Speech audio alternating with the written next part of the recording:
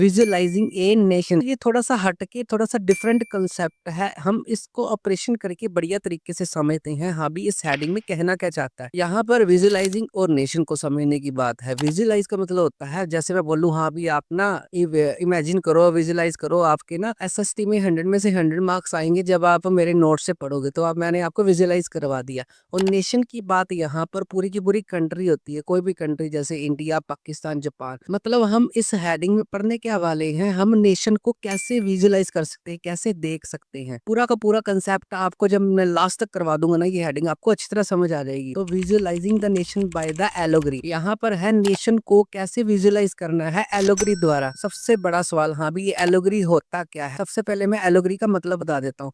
जब भी हम पूरी की पूरी नेशन को एज ए पर्सन के रूप में क्या करते हैं, रिप्रेजेंट करते हैं, उसको एलोग्री बोलते हैं। मतलब जैसे आपने सुना होगा, हम इंडिया को बोलते हैं भारत हमारी माता है।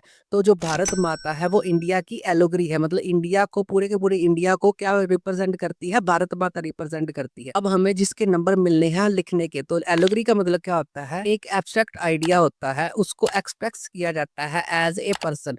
जब भी हम किसी भी आइडिया को, अपने आइडिया को एज ए पिक्चर बना के शो कर देते हैं, उसको एलोग्री बोलते हैं। यहाँ से एलोग्री से एक क्वेश्चन आएगा, एक्सप्लेन द एलोग्री। तो आपने लिख देना है, जब भी कोई आइडिया को हम एज ए पर्सन के रूप में रिप्रेजेंट करते हैं, उसको एलोग्री बोला जाता है। एग्जाम्पल में आपने दो देशों के याद रखना है, एक फ्रांस और एक जर्मनी। फ्रांस की यूनिफिकेशन के बाद उसकी एलोग्री क्या बनी, मैरियन, और जर्मनी की क्या बनी, जर्मेनिया। मतलब जैसे हमारी भारत माता है ना, तो वैसे ही फ्रांस में क्या है, मैरियन, और जर्मनी में क्या है, जर्मीनिया। ये दोनों के दोनों फीमेल एलोग्री है, मतलब फीमेल के रूप में किसी कंट्री को रिप्रेजेंट किया गया है। जैसे हमारी भारत की भी फीमेल एलोग्री है, जैसे भारत माता है। सबसे पहले बात करते हैं फ्रांस की एलोग्री के बारे में, थोड़ी सी डिटेल। साथ साथ पिक्चर भी देखो, आपको पिक्चर बेस्ड क्वेश्चन आएगा, आपको एलोग्री दिखाई जाएगी, पूछा जाएगा कौन से कंट्री से इसका रिलेशन है, तो वहां पर भी आपका आसान हो जाएगा एक नंबर लेना। तो यहाँ पर जैसे पिक्चर देख रहे हो, उसने रेड कलर की कैप पहनी हुई है, ट्राई कलर उसके पास फ्लैग है, ये सारी चीजें यहाँ पर आपको एलोग्री में दिख रही हैं। तो इस एलोग्री को आप ध्यान से देख लो। उसके बाद बात करते हैं जर्मन की एलोग्री। जर्मन की जर्मेनिया याद रह जाएगा। यहाँ पर उसने क्राउन डाला हुआ है, जैसे मुकुट बोलते हैं, ओक का। कौन सा डाला हुआ है, एग्जाम में आ सकता है, ओक का उसने क्राउन डाला हुआ है एलोग्री ने।